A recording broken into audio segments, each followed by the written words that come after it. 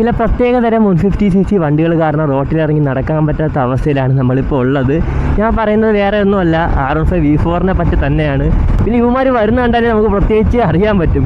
ഇപ്പോൾ സ്ട്രേറ്റ് റോഡാണെങ്കിൽ തന്നെ ഇവന്മാർ ഇങ്ങനെ വളഞ്ഞിങ്ങളഞ്ഞായിരിക്കും പോകുന്നത്. കുറച്ച് ചന്തിയൊക്കെ കുലുക്കിയിട്ട് ഇവിടെ പോകുമ്പോൾ തന്നെ ഇവന്മാർ നമ്മൾ അടുത്തോട്ട് വരും, വന്നിട്ട് കൈ ഇങ്ങനെ 2 പ്രാവശ്യം കൊടുക്കും.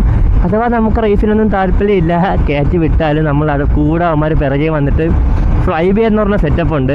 അടുത്ത് വന്നിട്ട് നമ്മളെ ഇടിച്ചില്ല എന്നുള്ള രീതിയിൽ നമ്മൾ 1-2 പ്രാവശ്യമൊക്കെ ഓവർടേക്ക് ചെയ്ത് പോകും. അപ്പോൾ ഇവന്മാരെ ശല്യം കാണാൻ നമ്മൾ വിളിച്ച് കൈയൊക്കെ കൊടുത്ത് ഓടിക്കേണ്ട അവസ്ഥയാണ്. അല്ലെങ്കിൽ നമ്മളൊട്ടും സേഫ് അല്ല.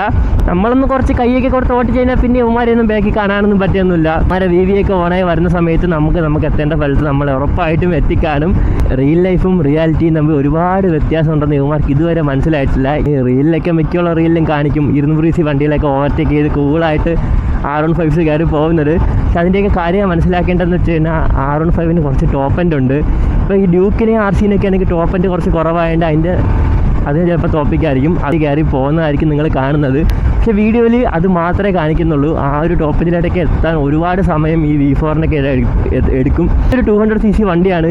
ഈ ഒരു വണ്ടീൻ്റെയൊക്കെ അടുത്ത് അത് ടോപ്പ് എൻഡിലും ഇനിഷ്യലിലും ഒന്നും പിടിക്കാൻ പോകുന്നില്ല കാര്യം നിങ്ങൾ ഉറപ്പായിട്ട് മനസ്സിലാക്കണം.